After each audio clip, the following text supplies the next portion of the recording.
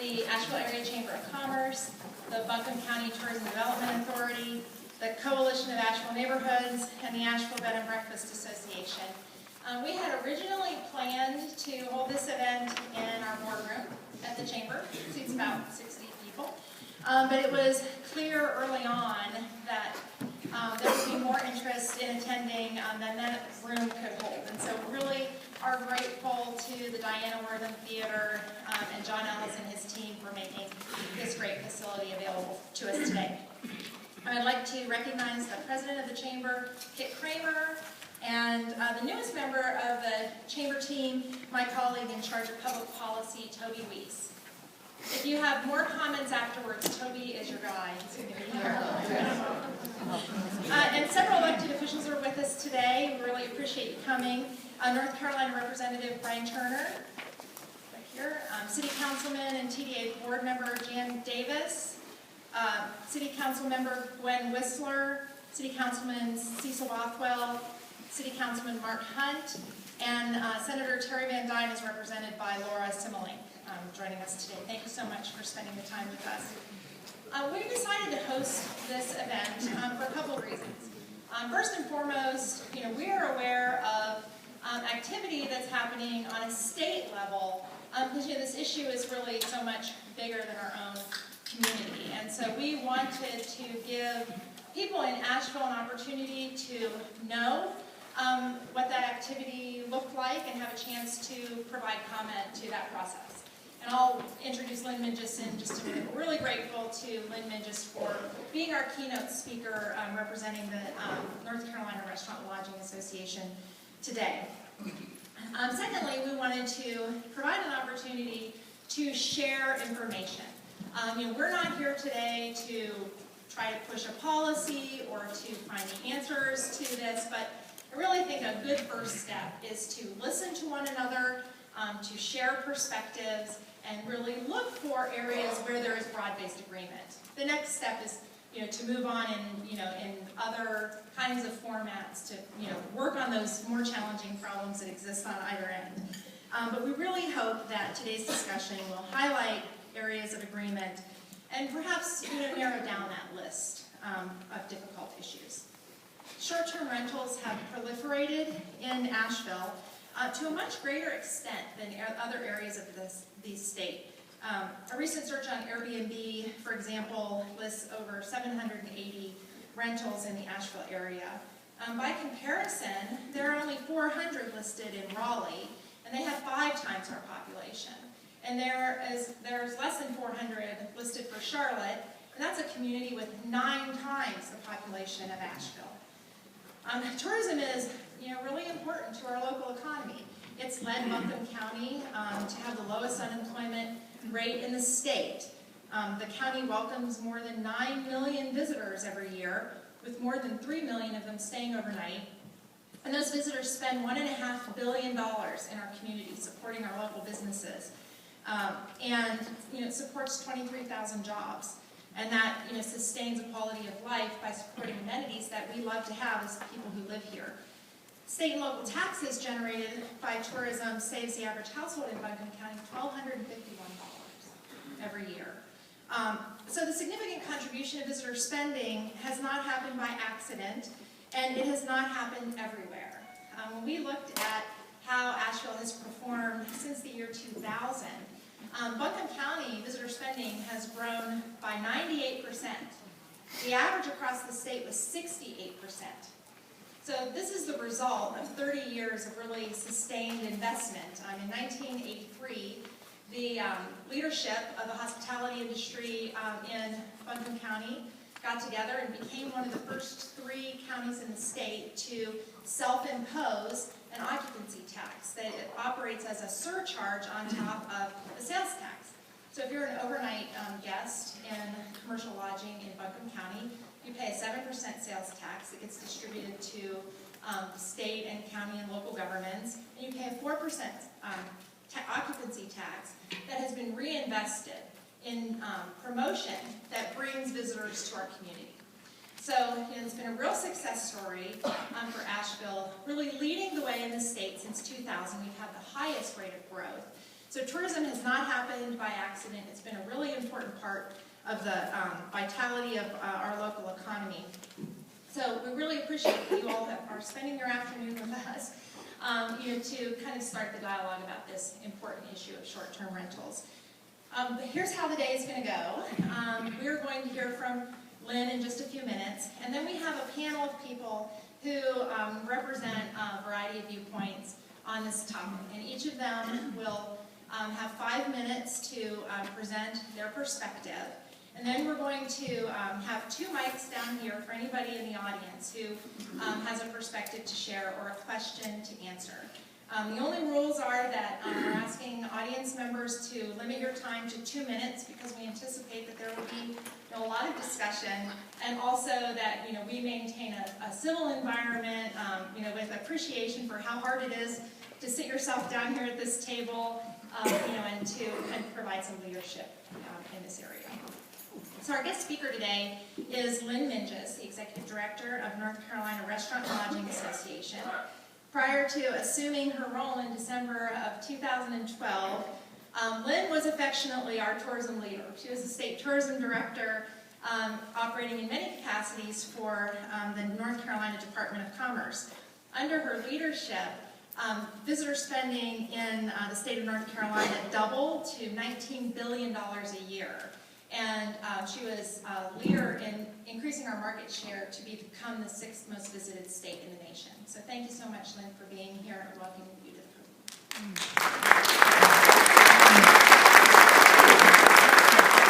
Thank you, Stephanie. I'm a little challenged here in case you wonder. I fell out of my attic bringing Christmas boxes down, broke my arm. I'm 5 weeks into it, so I hope I'm going to lose this any day now. But let's see. Let's make sure we can. There we go. One more. There we go. Okay, so today we're going to talk about short-term rentals and why they're a bit of a concern to our industry, and that's the restaurant and lodging community in North Carolina, and what some of the issues are around this. I don't pretend to be an expert on this matter. I'm just here looking after our members. Let me tell you a little bit about the North Carolina Restaurant and Lodging Association. Across North Carolina, there are about 17,000 restaurants and about 1,700 lodging properties. And you can imagine what would happen if each of those individual businesses and business owners went to the General Assembly and lobbied for their issues independently, or they were trying to fight an issue here in this community or in any municipality across North Carolina.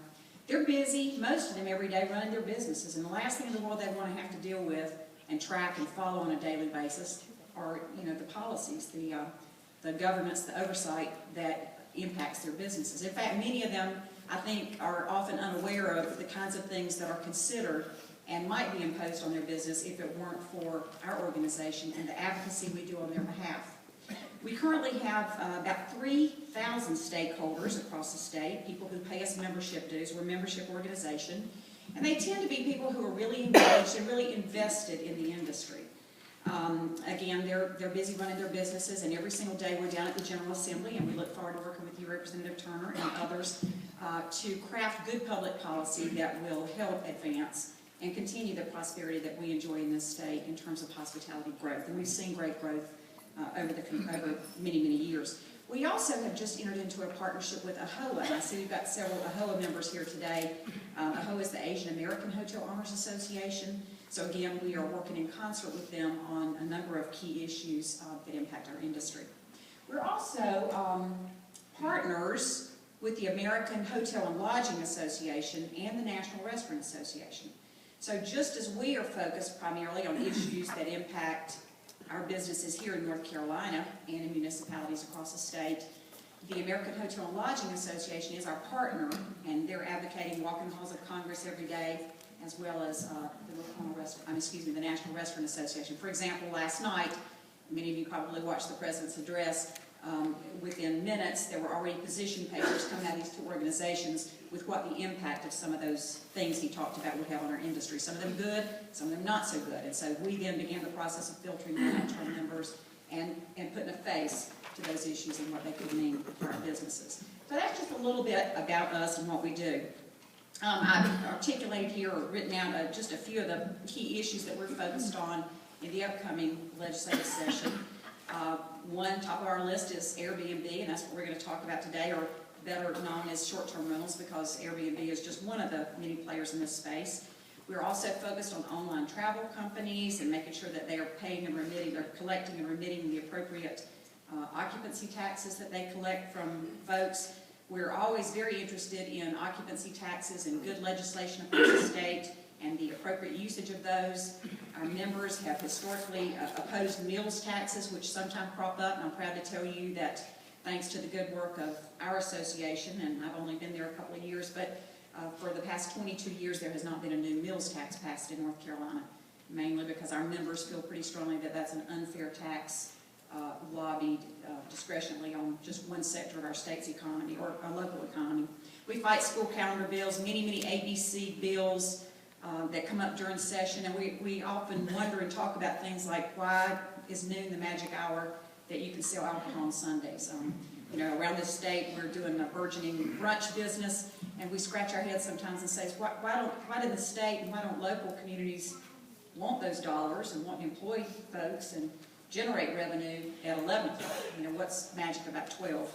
I don't know that we're ready to fix that just yet, but we're certainly talking about it. And I could go on and on and on. Carbon monoxide detectors, you know, when the deaths in Boone happened last year, we were pretty engaged in that. So those are just a few of the kinds of issues that we deal with on a daily basis, and not from a broad scale basis, but we talk about how those particular issues impact our industry, our members.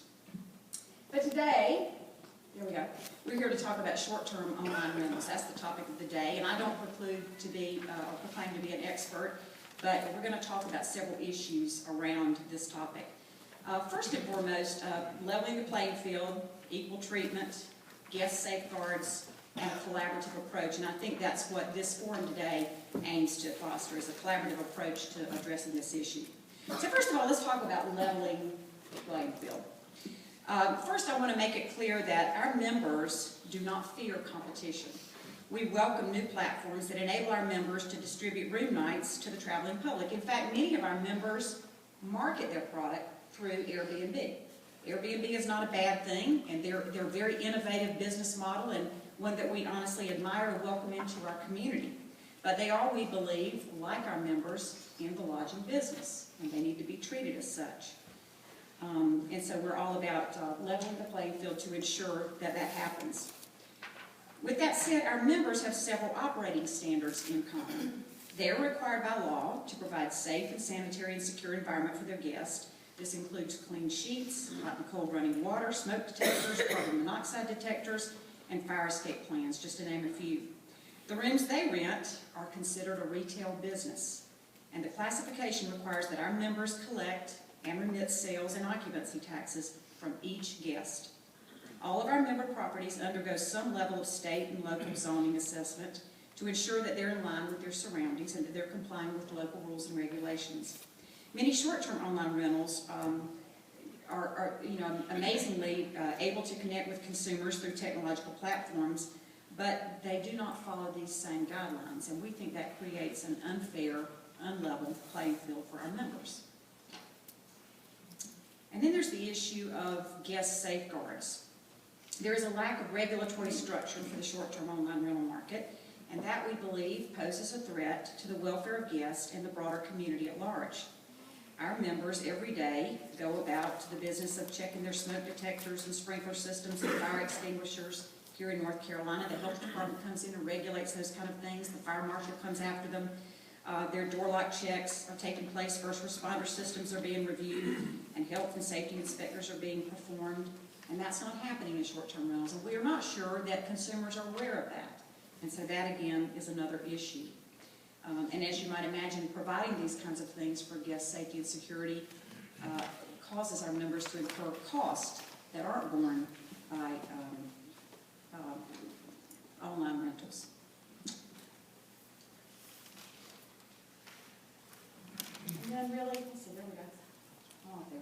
And then fourthly, an issue that some of you have shared with me as you came in is the interest in a collaborative approach, and that is that there are property owners and stakeholders at the neighborhood level, tax associations, disability advocates, affordable housing proponents, lots and lots of other advocates who have skin in the game, and many of you all are here in this room today. And so we recognize that by no means does the Restaurant and Lodging Association or the Lodging Community or the Bed and Breakfast Association need to take this on independently, we will be more successful in solving this issue if we work collaboratively. So let me just share with you a little bit more about Airbnb, and that is that, first and foremost, did I advance too many slides? Hang on 1 second. It is big business it's big business anyway. It might surprise you to know that, sometimes we talk about Airbnb, we talk about the neighbor up the street who rents a room, and it's really not so much about that. It's the fact that Airbnb is a huge corporation. They are a $10 billion, their sales last year were $10 billion. They are bigger in sales than many of the national hotel brands that you know and recognize. It's huge business. It's a big and burgeoning marketplace. These are not small-time players. They're very innovative and very successful. And they're good people. They're good people, and we welcome them to our community. But they're growing and thriving, and they're doing that in a fairly unregulated environment. Last year, room bookings with Airbnb, last year alone, went from 300,000 to 1 million rooms. And that is not expected to stop anytime soon. It's going to continue to grow, and there'll be new players in the marketplace. I think the challenge we're seeing is that this has all happened so quickly, and to their credit, happened so quickly that there really aren't rules and regulations in place to regulate it. You might remember many years ago when online retail sales took place, and there was not a system in place to collect sales tax with that. And so they had to go back and figure out how they were going to there was a process that they went through to figure out how they were going to capture sales tax. Similarly, you remember food trucks. Do you all have any food trucks here? Food trucks are really big in communities. And several years ago, that was a big issue. How in the world can these food trucks come in and compete head-to-head with restaurants without being regulated? And so, authorities at the time had to work through that issue, and they had to put in place zoning issues, or where can they park, and how are they permitted, and are they licensed, and they had to apply for a sales tax permit, and they had to remit sales taxes, and they have to open themselves up to inspections by health departments. It's all part of the process. And so similarly, this is a new way of doing business. This is a new entity, a new game in town, and we have to work together to figure out appropriate rules and regulations to level the playing field. When we talk about the playing field here, to the left are traditional businesses. And this is not just lodging properties. This is any property, any business that operates in the state of North Carolina. Has to provide appropriate health and safety guidelines. Many of them comply with ADA requirements, and so on and so forth. They have to have insurance. They have to comply with local zoning ordinances. They have to pay taxes. That's true of all lodging properties, bed and breakfast, any business that operates in this state. But when you look at short-term rentals, they really don't play by that guideline. There are no requirements at all for health and safety oversight. There are no requirements for insurance, or nobody's making them or checking behind them to make sure they have insurance. And what we're hearing is that homeowner insurance does not adequately insure the liability that could be incurred there. They don't always meet with zoning guidelines and comply with those. And we believe that most aren't remitting taxes. And sometimes, as Airbnb will tell you, we pay taxes where they require us to do it, but you all don't require us to do that. And that's kind of what they've told us here in North Carolina. There's no law. There's nothing that says we have to pay taxes, so we don't. We do it in San Francisco where they have a law in place, and we do it in Portland where they have a law in place, but you don't have a law in place to require us to do it in North Carolina, so we're not going to do it. And so, there is an opportunity. I think they're good citizens and they would do the right thing. We've just got to figure out how to make that appropriate. And you'll see that you're not alone. As Stephanie mentioned, this is actually a diagram that I got from another organization on this topic. And they had listed some of the areas across the country where short-term rentals are becoming a pretty popular thing. Asheville, North Carolina is on that map, so congratulations. You'll see here it's a pretty good company with other nationally acclaimed, most of these are major leisure travel destinations. The research would tell you that folks who stay in Airbnb or short-term rentals are not business travelers. They're by and large leisure travelers, and they tend to migrate or aggregate around some of these better-known tourist attractions. So congratulations, you're a hot commodity. There are currently no other states that have legislation in place to deal with this, except that there are several that are looking at it. And we in North Carolina are pretty far along the lines of looking at it here in North Carolina. We're going to talk about what we're doing from a state perspective. The state of Texas is also looking at this, putting something in statewide that would try to help deal with the issue. And the state of Florida is as well. So, you might continue to follow those states and stay tuned. It's going to be interesting as we go forward. There is a pretty important stakeholder in all this that we've learned, and I've already met several neighbors here, and they really have a lot of interest in the issue. There is an organization called Neighbors for Overnight Oversight. Say that 3 times. Have any of you all heard of that organization? Some of you haven't. Let me tell you why they're important. What we found is that there is the issue of leveling the playing field that lodging properties care about, but you know, Joe Consumer, not every public policy person cares about that. The message that really resonates well is the first-person narrative of the neighbor, you know, where their neighborhoods are being threatened, zoning rules are being violated, safety and security concerns are an issue, property values are an issue. And so that really is a good face for messaging, or providing messaging to the issue. And we'll talk a little bit more about how you can get engaged in that organization and why that's important. Their focus is a little bit different than ours, although, as Stephanie mentioned before, we're looking for common oversight. Neighbors, primarily, are not as concerned about leveling the playing field like we are. They are concerned about health and safety, not so much of the guests, but of their neighborhood and the threats to it. They are concerned about issues like affordable housing, about equal responsibility, and about community integrity. And so those become some key issues from that community. And I'm sure we'll talk about that a little bit. In terms of what model legislation would look like, if we could fix this, if we could address all the issues that need to be addressed, and I don't know that this is a comprehensive list, but this is a pretty darn good list. There are several issues, and we'll talk through it. So if we could pass one law and address all the issues, it might include these elements. Protecting consumers. It would provide fire protection and door locks, health and safety inspections, and accessibility requirements. If we could address the community issues, it would be proper zoning, abiding by proper zoning, protective affordable housing, proper insurance, and notification. And I think that's key. Neighbors who have short-term rentals taking place in their neighborhood have a right to know that that business has taken place. There ought to be some mechanism for them to know, besides just looking out and seeing strange faces in their neighborhood. There needs to be some formal notification in place. And then finally, we get to the issues that my association is primarily concerned about, and that is collecting and remitting owed taxes, proper licensing, and notice of requirements. Again, making themselves known, some sort of licensing or inventory that they would have to subscribe to so that you can enforce the laws. What we hear sometimes is that these folks aren't paying taxes because they're not, nobody knows they owe them, so there's really not a good way to police them. So I want to segue and talk a little bit about some of the activities underway here in North Carolina, what we're doing or what we know to be happening across the state. And we really believe that even though you all are wrestling with this issue here in Asheville, I will tell you that the city of Raleigh has been very much in the forefront in Raleigh. The Raleigh City Council addressed the issue last night. It's had a couple of public hearings on the issue. Last night it was referred to a committee, and they're looking at some recommendations to come out of that. We've been involved in that. Steve Minges, my colleague, has been following that pretty closely. But we're involved with several activities. I want to talk to you about this. Partnership for Neighbors for Overnight Oversight. I'll tell you a little bit more about our particular engagement with that. We recently made a presentation to the North Carolina General Assembly to get this on their radar. We had never heard about Airbnb until about a month ago. We are actively engaged with the media on this issue because that's where a lot of issues get dealt with, is in the media and telling those stories. We're involved in educating stakeholders, much like we're doing here today. We're trying to get in front of the public everywhere we can, get in front of stakeholder groups, and they are diverse. And then I want to talk to you a little bit about some of our goals for the upcoming session.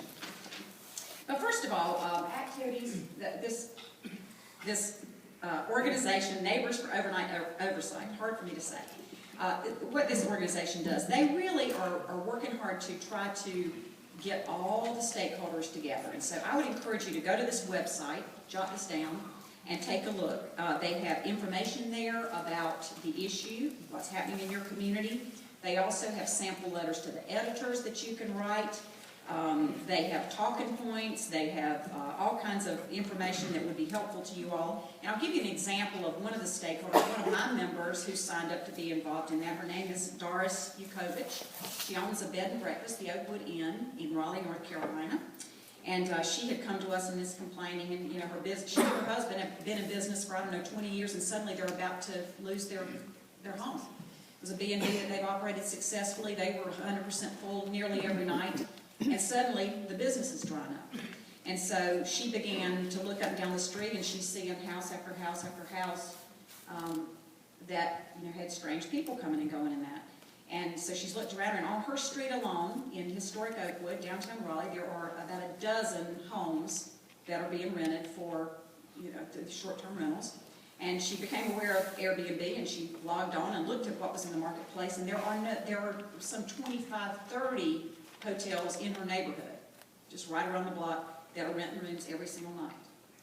And she's scratching her head, and she says, the city of Raleigh has zoning that I comply with, because she has to provide off-street parking, so part of her yard is dedicated for parking. She's got to maintain that. She has to remit sales tax. She has to remit occupancy tax to the city that funds the CVB. She has to open her doors to inspections from the health department and, to the fire marshal who comes and makes sure that she's got carbon monoxide detectors and smoke alarms. She does those kinds of things, but the neighbors all around her don't have to do that. And she told this story, and it's pretty compelling. She said that the other day, somebody knocked at her door, and she went to the front door, and there was a lady standing there. She goes, "Hey, Doris." She said, "I was in town, and I wanted to stop by and see you." And she said, I've stayed with you for the past 10 years. I come to this annual event, every year, and, I've always stayed with you." And she said, "But, I looked online, somebody was telling me that I could get a different room in this neighborhood." And she said, instead of paying you $100 a night, I was able to get a room up the street for $65. And she said, so I really didn't have much choice but to stay there. And she said the sad part about it was that the lady had in her hand a Raleigh visitor guide that was funded with her occupancy tax dollars.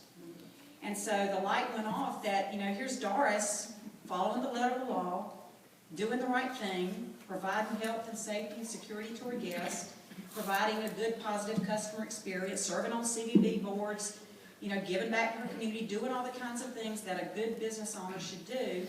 And her neighbors up and down the street aren't doing that. And it's not that they're bad people, it's that nobody's told them they have to do that. Nobody said, "We'd like to come inspect your property," or "You need to provide off-street parking," or "You need to collect occupancy tax." I mean, nobody's telling these people that because they haven't identified themselves as being in business. There's no license for these folks. And so that's a real-life story. Now, I'll tell you that on this slide so I can make the connection. You might imagine that Doris has never spoken to City Council. She's never testified to the General Assembly. She's never written a letter to the editor. She just runs her B&B, and you can imagine what's involved in that. She's a wonderful lady, but this is not what she does every day for a living.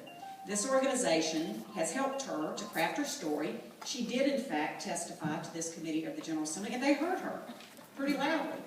And she, the light bulb went off. It's one thing for me as an association head to tell the story about my members. It's another thing for a private business owner to tell that story. She has told this story on national TV. She's told this story in newspapers. She is our rock star, as Steve likes to say. And I guess what I'm telling you is that if you care about this issue, and I assume many of you all do, you should go to this website and find out how you can help resolve it. She's found her voice through this association, who's helped her to find her voice, and there are others who can do that. We just need to tell the story and work to resolve it. So anyway, there's all about Doris. I should have had her picture up there. Here I am testifying in front of Revenue Law Study Committee. This is a standing committee over at the General Assembly. And this is a group of folks who were looking at particularly problems with the state tax system. What's not working? Where are we missing money? Where are there loopholes that we need to close? And so they didn't know about this issue. It had never been addressed at the General Assembly. We asked to get on their radar, went over there and testified. And, they got some budget holes they need to plug over there. And we just said, why aren't you collecting this tax? They owe this tax. Why don't we put a mechanism in place to collect it? And I would tell you that we met with a very, very good response from the General Assembly. In fact, we're extremely encouraged by that. We didn't get anything out of revenue laws. It was late in the session. They wanted to deal with it. It is complicated even for, state lawmakers to wrestle with. It's a very complex issue, but they have agreed to work with us, with the Department of Revenue, to try to come up with solutions. So we're optimistic that we can work with the state legislature to collect the sales tax that needs to be remitted, and then ultimately to collect the occupancy tax. The third thing that we're doing is speaking pretty openly to the media. We're engaged in this issue. Anytime the media calls, we try to help frame it and frame it in a good way, and then we help connect them with folks who can give voice to this issue. Many of our members have written letters to the editor. Again, this is just one way that we can tell our story. We're also educating stakeholders in forums like this, and in Charlotte and Raleigh. We are speaking out to all kinds of groups who want to hear about it and want to roll up their sleeves and help us. And then I want to tell you a little bit about specifically what we're planning to do in the upcoming legislative session, or what our goals would be. Again, if we could walk away with, 4 wins for North Carolina, it would be that there would be some sort of central registry. Anybody who's in the business of renting rooms ought to make themselves known. And so whether, we put state, because we'd like to know on a statewide basis, we'd like to preempt it and know it's statewide. There could be, this happening even in small communities across North Carolina. But maybe a state registry isn't the best way. Maybe there's another way to collect this information. But somehow, the first piece is making, now I'm on tape, is making these businesses known. So that's the first piece. And it really precludes everything else we're going to do, because if you don't know who's doing this business, you can't, none of the rest of it really matters. It's hard to affect the rest of it. The second piece would be to collect sales tax. These people are renting rooms. If they're in the business of renting rooms, they're in business in North Carolina, and they ought to collect and remit sales tax. And that's just the way it works. That's fair. That's fair. And so there really doesn't need to be a pass in any way, shape, or form for these types of businesses. The third thing is that they need to collect and remit occupancy taxes. And then fourth, we'd like to deal with the safety and security issues. That is probably going to be a little bit more complicated, but I want to talk to you a little bit about a strategy for doing that. In terms of collecting the sales and occupancy tax, there's a little bit of a challenge because in this state, Airbnb, or I guess everywhere, Airbnb collects dollars from the consumer. But in our state, there is a provision that those dollars that they collect would be remitted to the host, so the property owner, who would then pay the sales and occupancy tax. So really that's where the liability for the tax resides. And in some communities, those individuals may be remitting that tax. In other places, they might not want to be known because they might be violating zoning laws or other laws, and they probably are reluctant to make themselves known. And so that's a bit of an issue. So we're trying to wrestle with how it is that we can get Airbnb to either collect or remit the tax somehow directly, or we don't have the solution to that necessarily, but the Airbnb does need to be required to collect and remit taxes. And they would own a portion of taxes on the full sales price, where the host, they get about, let's just say 20% commission off that sale, I don't know what it is, and then the homeowner would then owe a bit of the tax. So there's that we're working on. The second thing is that the host, whether they're with Airbnb or anything else, should then remit sales tax and occupancy tax as the law requires. As I mentioned earlier, Portland and San Francisco have been successful in getting these taxes paid, but I think the first step is in getting these businesses to self-identify. And then, finally, the more complex issue is safety and security. There probably isn't a whole lot of appetite for increasing rules and regulations around oversight for these properties. A little more complicated, but we do believe that the North Carolina Rental Act does have some consumer safeguards already in place, and this is a law that we're currently looking at, a law that's on the books that we might be able to tag on to. They require certain things like a written agreement and a trust account.